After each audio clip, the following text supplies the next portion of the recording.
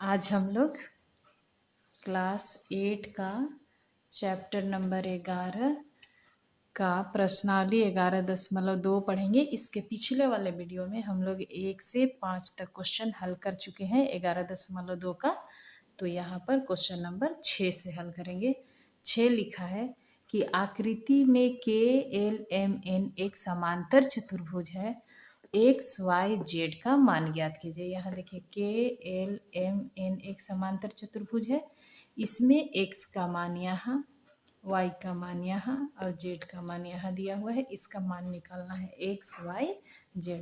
तो सबसे पहले हम लोग ये करते हैं, देखिए ये वाला रेखा और ये वाला समांतर चतुर्भुज की ये भुजा दोनों समांतर है और इसको तीसरी रेखा प्रतिच्छेद कर रही है, K है, ये M है।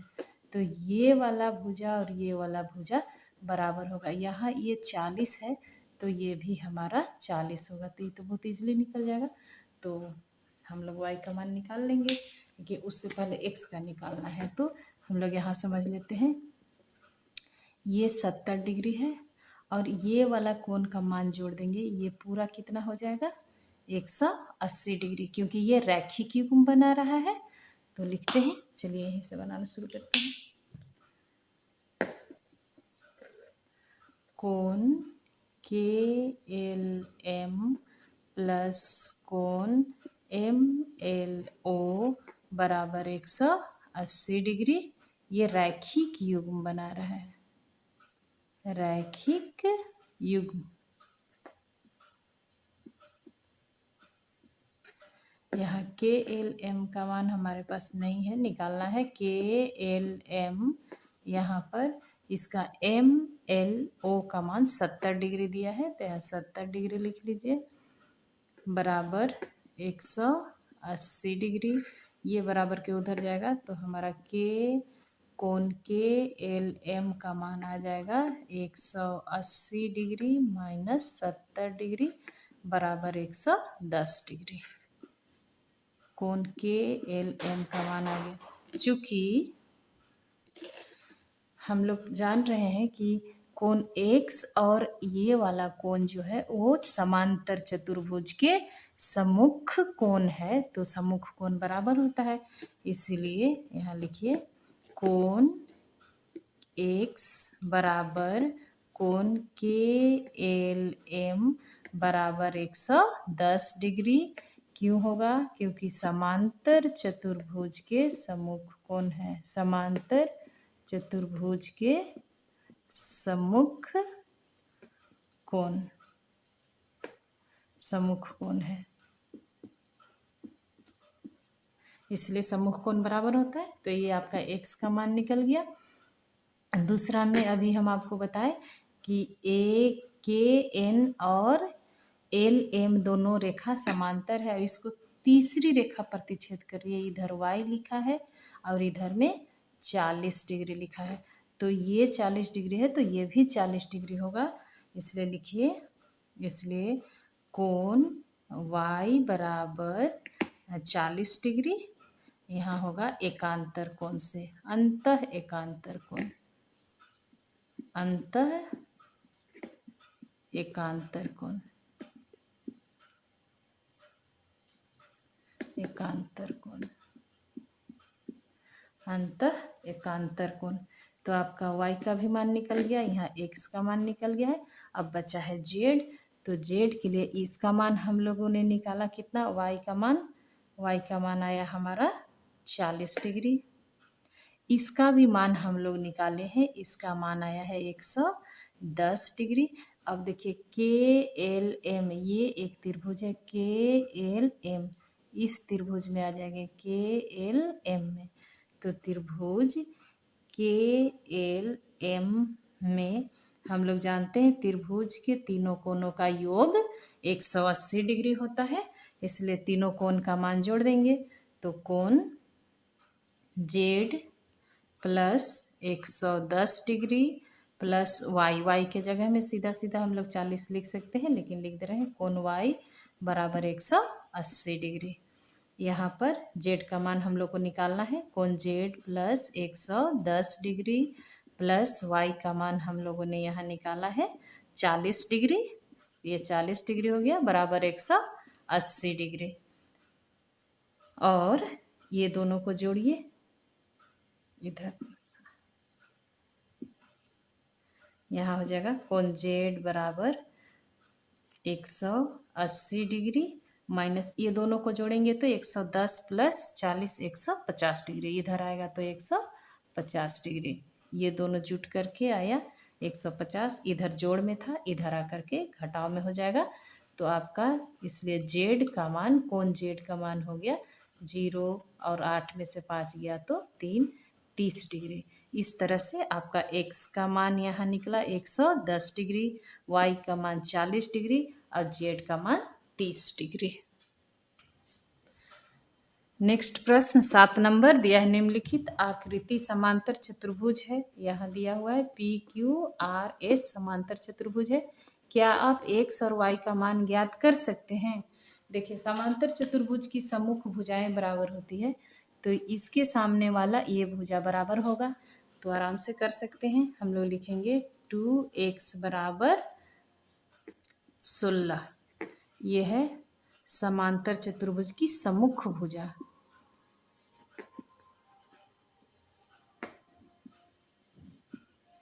सम्मुख भुजा बराबर होती है, इसलिए 2x बराबर 16 और x का मान हो जाएगा 16/2, ये गुना में है, बराबर के इधर आएगा तो भाग में हो जाएगा और इसको काट देंगे तो 8 बार में कट जाएगा, मतलब x का मान हमारा 8 निकल गया। ये आंसर हुआ x का मान।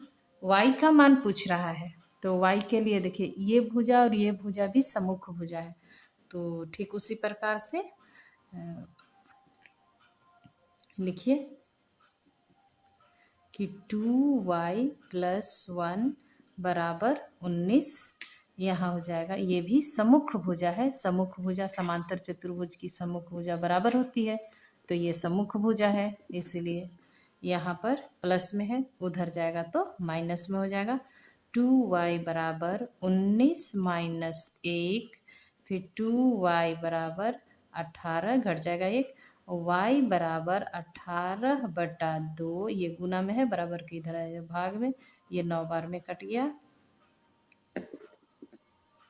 और आपका x का मान यहाँ आ गया, y का मान भी आ गया, इसीलिए y बराबर 9। हम लोग को पूछ रहा था कि x और y का मान निकाल सकते हैं, तो हाँ निकाल सकते हैं। x का मान 8 आया, y का मान 9 आया, ये दोनों आपका आंसर है। अगला प्रश्न 8 नंबर, आकृति में क्या यह एक समांतर समलंब चतुर्भुज है, इसकी कौन कौन सी भुजाएं समांतर है। समलंब चतुर्भुज की परिभाषा है जिस चतुर्भुज की एक भुजा का युग्म समांतर हो। तो यहाँ पर हम लोग देखेंगे समांतर के लिए दिया हुआ है, यहाँ पर हम लोग पढ़े हैं कि यदि कोई रेखा समांतर होगा तो उसके एक ही ओर के अंतः कोणों का योग 180 डिग्री के बराबर होगा। तो यहाँ पर 110 डिग्री और यहाँ 7 डिग्री, ये दोनों का मान जोड़कर 180 डिग्री आया, मतलब ये रेखा और ये रेखा एक दूसरे को कभी नहीं काटेगी, इसलिए ये HG और EF दोनों रेखा एक दूसरे के समांतर हो जाएगा। तो ये चतुर्भुज हो गया समलंब चतुर्भुज।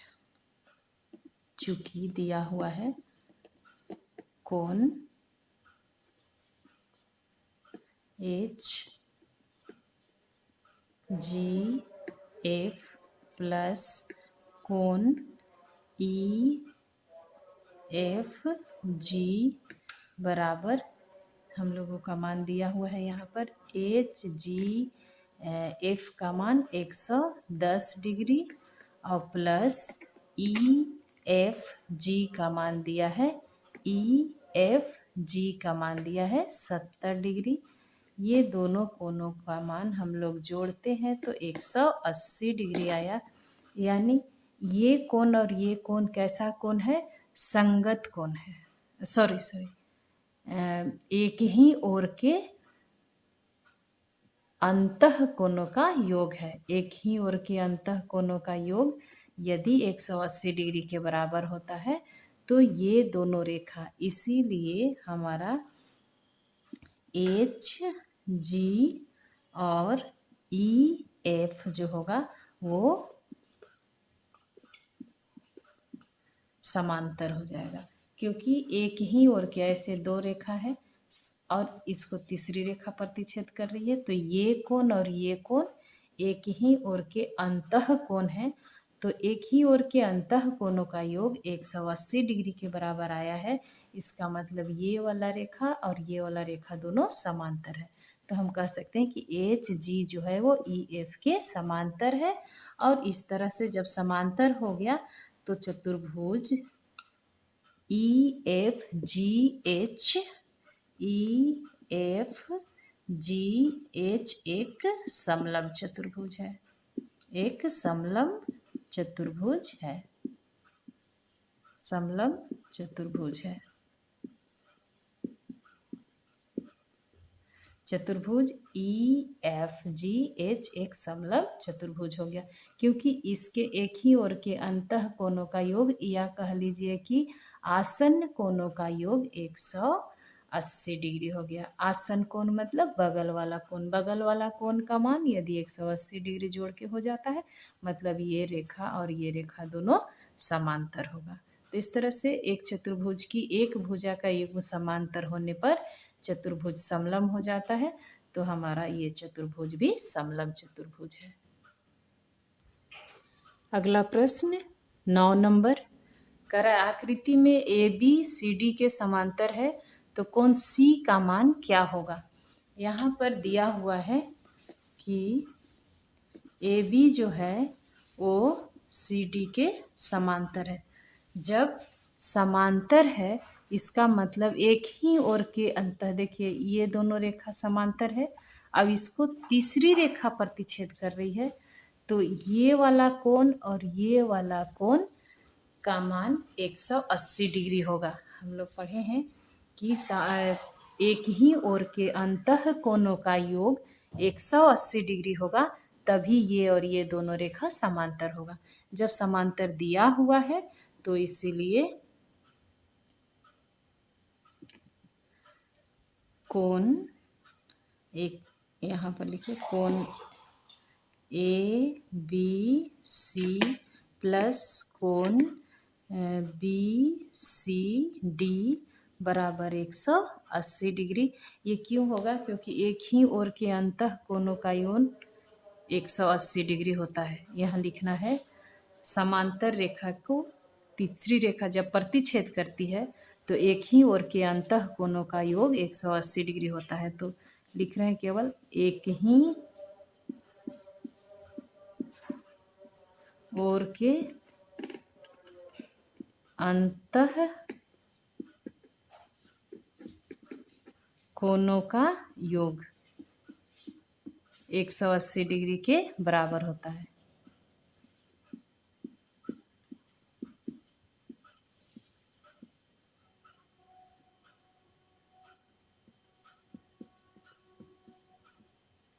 ये बराबर कब होगा, जब ये दोनों रेखा समांतर होगा तब।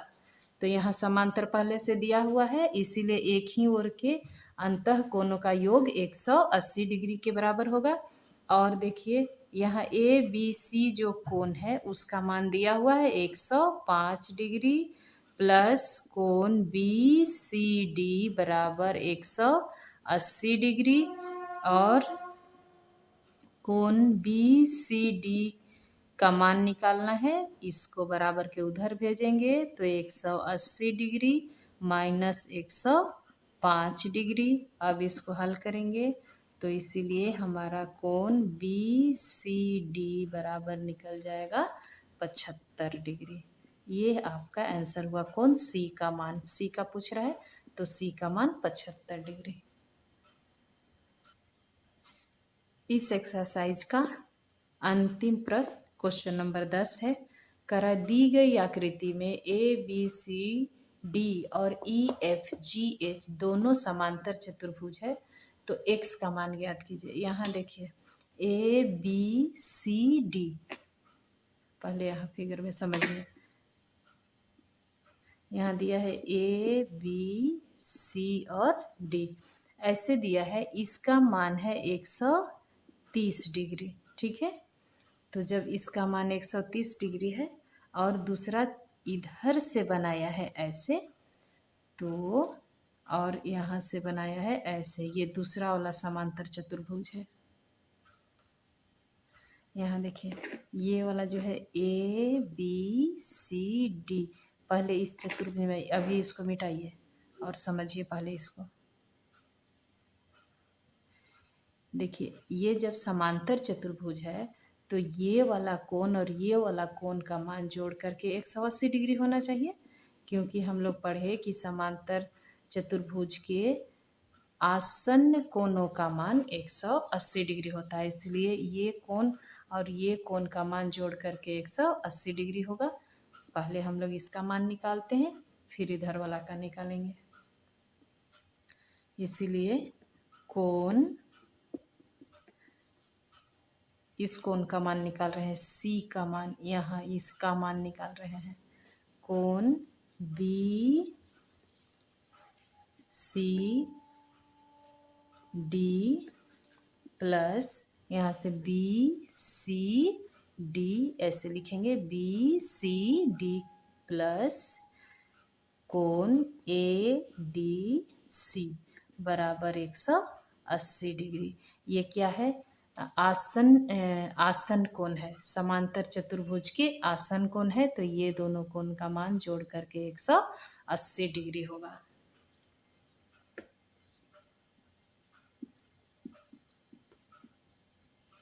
समांतर चतुर्भुज के आसन कोण, आसन कोण है, आसन कोणों का योग 180 डिग्री होता है। इसलिए इस कोण का मान हम लोग को निकालना है। कोण B C D plus 130 degree बराबर 180 डिग्री और कोण बी सी डी बराबर 180 डिग्री माइनस 130 डिग्री, और यहाँ घटाइए तो आपका कोण बी सी डी का मान आ जाएगा 50 डिग्री। मतलब ये कोण सी का मान, वास्तव में यहाँ पर एक त्रिभुज ऐसे बन रहा है, तो हम लोग को यहाँ x का मान पूछा है, हम लोग इस कोण का मान निकाल लिए 50 डिग्री। और देखिए ये वाला जो है ऐसे बना हुआ है, इधर से इस तरह से एक दूसरा समांतर चतुर्भुज यहाँ दिया हुआ है कि ई एफ जी एच, तो इसमें हमारा ये वाला कोण और ये वाला कोण सम्मुख कोण है। तो हम लोग पढ़े हैं कि समांतर चतुर्भुज के सम्मुख कोण बराबर होता है, इसीलिए कोण यहाँ से लिखिए जी एच ई, कोण जी एच ई बराबर कोण ई एफ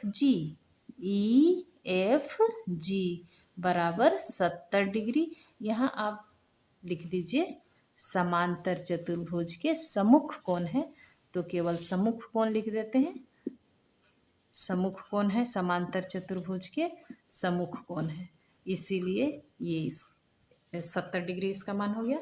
अब देखिए यहाँ पर कुछ नाम दे देते हैं, आपका बुक में नाम नहीं दिया है तो यहाँ पर ओ नाम दे रहे हैं इस बिंदु का।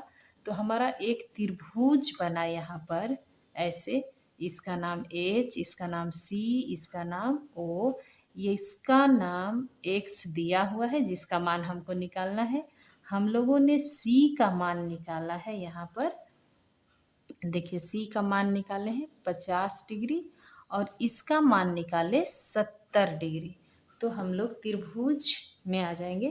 त्रिभुज ए क्या है, सी एच ओ में, त्रिभुज सी एच ओ में त्रिभुज के तीनों कोणों का योग 180 डिग्री होता है, इसलिए हम लोग जोड़ देंगे। इसमें एक कोण का मान दिया हुआ है 50 डिग्री और दूसरे कोण का मान दिया हुआ है 70। हम लोग निकाले हैं, यहाँ दिया हुआ नहीं है, यहाँ 50 निकाले, यहाँ 70 डिग्री निकाले और प्लस एक ठो कोण का मान यहाँ x दिया है, तो x बराबर 180 डिग्री।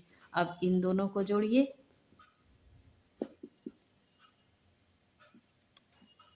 दोनों को जोड़ेंगे तो 120 डिग्री प्लस x बराबर 180 डिग्री। और इधर देखिए यहाँ x रहेगा, x का मान निकालना है। ये बराबर के उधर 180 डिग्री पहले से ही है, ये प्लस में है, बराबर के उधर जाएगा तो माइनस में हो जाएगा। तो हम लोग माइनस 120 डिग्री लिखेंगे और घटा देंगे तो हो जाएगा आपका 60 डिग्री। मतलब x का मान जो पूछ रहा था वो 60 डिग्री हुआ। इस तरह से आपका 11.2 का पूरा क्वेश्चन सॉल्व हो गया। सब लोग अच्छे से लिख लीजिए।